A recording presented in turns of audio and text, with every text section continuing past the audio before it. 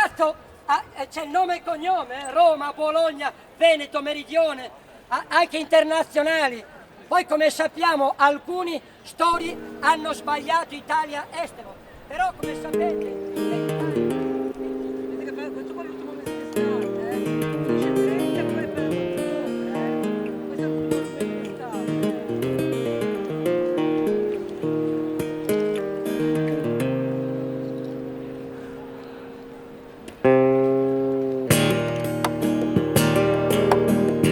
For those visiting Italy for the first time, Bologna wouldn't be the first place on their list. One would naturally head for the culture-rich Rome, where the good old Pope lives, or the picturesque Pisa, experience the romance of Firenze, or the mad genius that is Venice. Understandable. I've been to Italy a number of times, and this is my first time in Bologna. The sun hits this part of the earth, producing a yellowish tint with a pinch of blue, the hues of a city that once upon a time dominated the silk trade, had waterways similar to Venice. It is known for its ancient architecture, for having the oldest university in Europe, rich food, their signature dish, tagliatelle al ragu, and lasagna alla bolognese. Never with spaghetti noodles, folks, never. Ask for that, and they'll look at you like a common fly.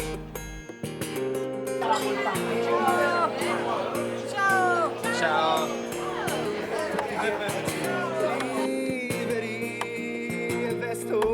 Bologna is also the hometown of the man behind the radio and wireless communications, Nobel Prize winner Guglielmo Marconi.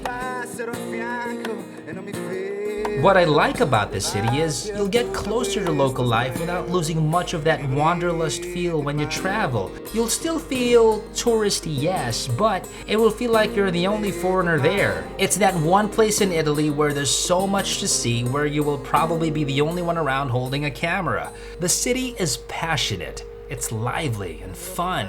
Lots of things to do, lots of stuff to see. It's also known for being the headquarters of one of the most beautiful and stylish motorcycle brands on earth. It's why we're here. It's red, it's Italian, it's Ducati. To be a local in Bologna means you either work for Ducati or you have a relative who did. Hi, how are you? Fine.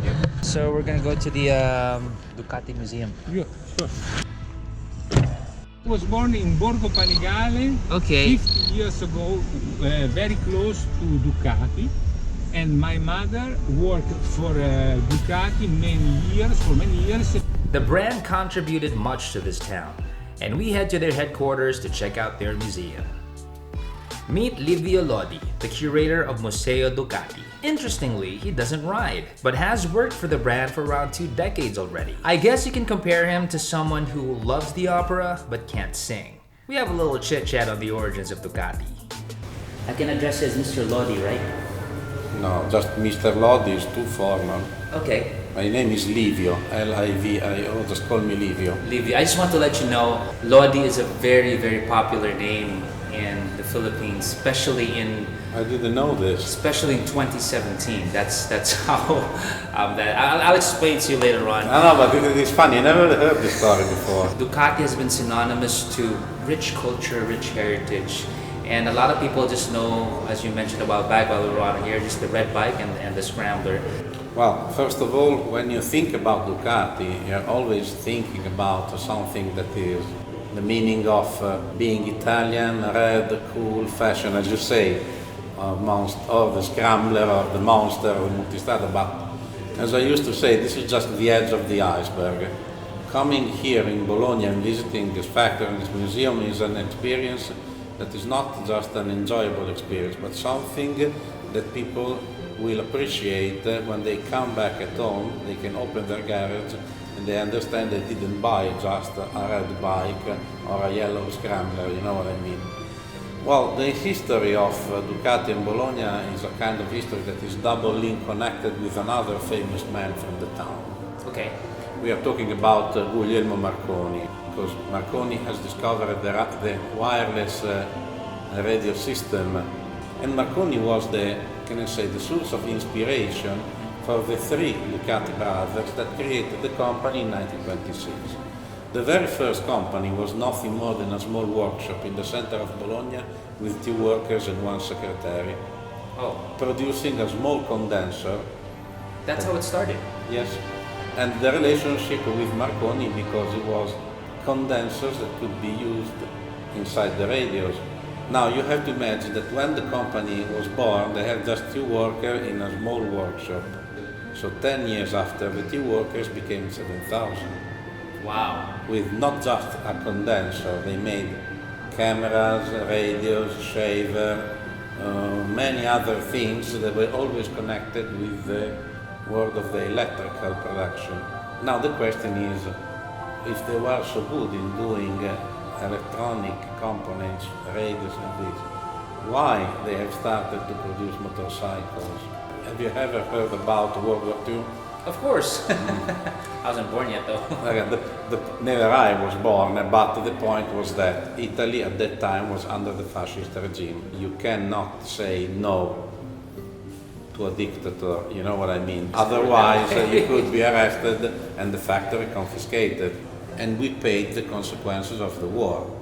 Because during World War II the factory was bombed by the Allied flying fortress that destroyed the factory in October 1944. Some people say sometimes shit happens. Sometimes history can be so ironical, because if the Americans never drop bombs on the factory, you will never have motorcycles now, because the production of motorcycles was determinant to save the company. There's a famous movie that was released in 1948 that was called The Bicycle Thieves. It looked like a kind of documentary that said how painful was the life in Italy after the war. If somebody steal your bicycle, you were doomed. From an engine that could be fitted on a bicycle that changed a bicycle into a kind of motorcycle. So the first production was just the engine that was called Cucciolo. Cucciolo is the English for puppy, a small dog. But after a few years we made the first complete motorcycle. From the miserable and tragic event that is World War II, from the stink of war and its ashes, rose a brand bright and strong.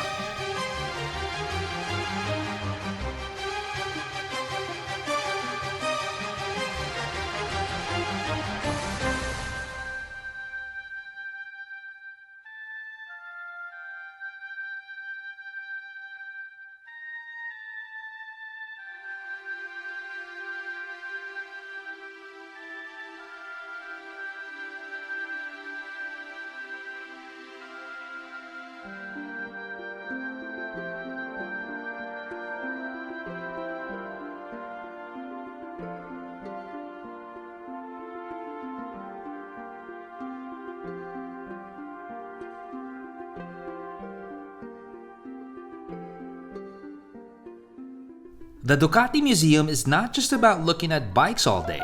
Part of the tour is getting into the physics and functions of a motorcycle.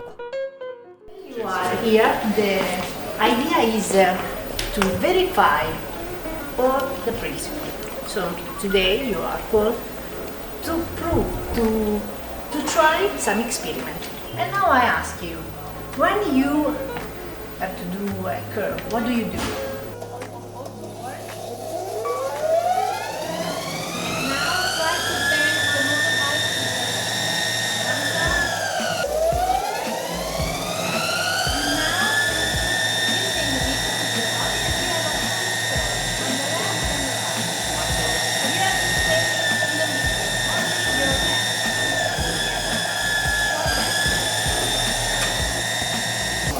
Yes, this is the gyroscopic effect. First rotation is the rotation of the wheels. We sum it the rotation of the handlebar. The result is the rotation of the body, of your motorbike. Sorry, can you say that again? The rotation, we're getting on like a nosebleed here. The rotation of the wheel, Okay, you sum the rotation of the wheel with the rotation of the handlebar. The Add that up. result is the rotation of the body. got it, okay. 3 Cartesian axes, X, Y, Z. Do you know what is this one? Conrod. With this head, form a piston. This is the piston of a twin cylinder. This is the piston of the Panigale 4, so 4 cylinder. Yeah. Yes, here you can touch everything. So What I like about it is that they show this to you hands-on.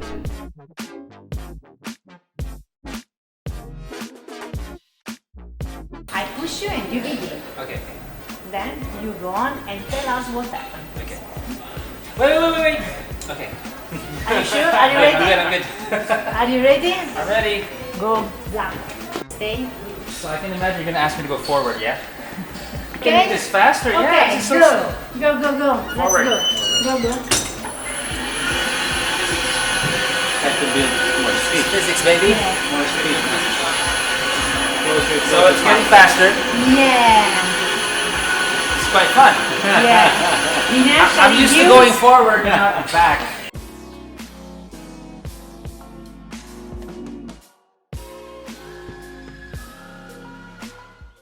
The Ducati name has grown alongside its reputation. It's a machine respected the world over. Through the years, it has remained resilient and it has adjusted accordingly to the times.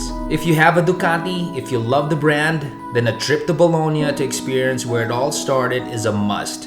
In fact, you don't even need to own a Ducati. Just being a motorcycle lover in itself is enough reason to delve into its history and heritage. Forza Ducati. This is Zach from Mocking Around the World. Ciao.